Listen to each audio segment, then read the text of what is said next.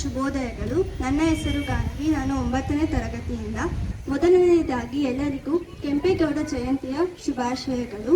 ಕೆಂಪೇಗೌಡ ಎಂಬ ಹೆಸರಿನಿಂದ ಕರೆಯಲ್ಪಡುವ ನಾಡಪ್ರಭು ಕೆಂಪೇಗೌಡರು ವಿಜಯನಗರ ಸಾಮ್ರಾಜ್ಯದ ಮುಖ್ಯಸ್ಥರಾಗಿದ್ದರು.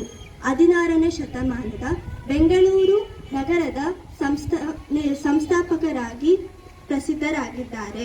ಕೆಂಪೇಗೌಡರು ಕ್ರಿಶ 1510 ಜೂನ್ 27ರಂದು ಯಲಹಂಕದಲ್ಲಿ ಜನಿಸಿದರು.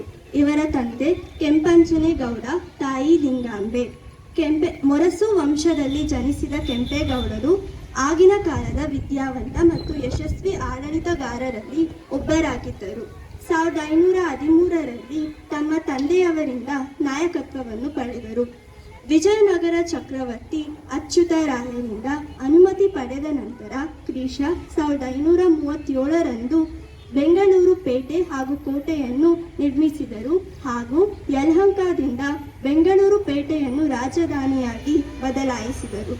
ಸುಮಾರು 56 ವರ್ಷ ಆಡಳಿತ ನಡೆಸಿದ ನಂತರ ಅವರು 1569ರಲ್ಲಿ ನಿಧನರಾದರು. ಕೆಂಪೇಗೌಡರ ಲೋಹದ ಪ್ರತಿಮೆಯನ್ನು ಮರಣೋತ್ತರವಾಗಿ 1609ರಲ್ಲಿ ಬೆಂಗಳೂರಿನ ಗಂಗಾಧರೇಶ್ವರ ದೇವಸ್ಥಾನದಲ್ಲಿ ಸ್ಥಾಪಿಸಲಾಯಿತು. ಕೆಂಪೇಗೌಡರು ನಿರ್ಮಿಸಿದ ಕೆರೆ, ಕಟ್ಟೆಗಳು, ದೇವಸ್ಥಾನಗಳು ಇಂದೂ ಸಹ ಬೆಂಗಳೂರಿನಲ್ಲಿ ಕಾಣಬಹುದು. ಧನ್ಯವಾದಗಳೊಂದಿಗೆ ಶುಭ ದಿನ.